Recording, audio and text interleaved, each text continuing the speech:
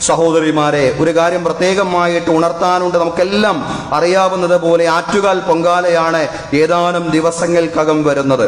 വേറൊരു വിശ്വാസവുമായി ബന്ധപ്പെട്ടതാകയാൽ അതിൻ്റെ ആചാരങ്ങളിലും ചടങ്ങുകളിലും നമ്മൾ പങ്കാളികളല്ല. പക്ഷേ കുറേ സഹോദരിമാരും കുട്ടികളും തിരുവനന്തപുരം നഗരത്തിലേക്ക് അതിഥികളായിട്ട് എത്തുന്ന സന്ദർഭമാണ്. അവരുടെ ഏറ്റവും നല്ല ആതിഥേയരായിട്ട് മാറാൻ നമുക്ക് സാധ്യമാവണം. റമദാനിലാണ് ഈ വർഷം യാദൃശ്ചികമായിട്ട്, കഴിഞ്ഞ വർഷവും അങ്ങനെയായിരുന്നു ഈ പൊങ്കാല ഉണ്ടാവുന്നത്.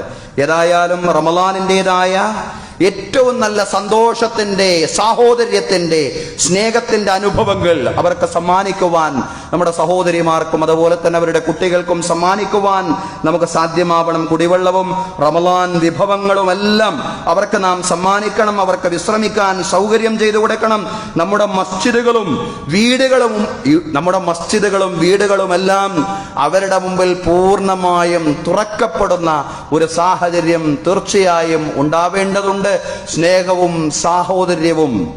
അതുകൊണ്ട് മാത്രമേ നമുക്ക് ലോകത്തും രാജ്യത്തും വളർന്നു വരുന്ന ഇസ്ലാമോഫോബിയയും വിദ്വേഷത്തെയും പ്രതിരോധിക്കാൻ സാധിക്കൂ എന്നുള്ള പൂർണ്ണമായിട്ടുള്ള ബോധ്യം നമുക്കുണ്ടാവണം സഹോദരങ്ങളെ. അതിനുള്ള ആ ഒരു നമ്മുടെ സ്നേഹത്തിന്റെ, സാഹോദര്യത്തിന്റെ നല്ല നല്ല ആവിഷ്കാരത്തിലുള്ള സന്ദർഭമാണ് ഇതുപോലുള്ള സന്ദർഭങ്ങൾ എന്ന് പറയുന്നത്.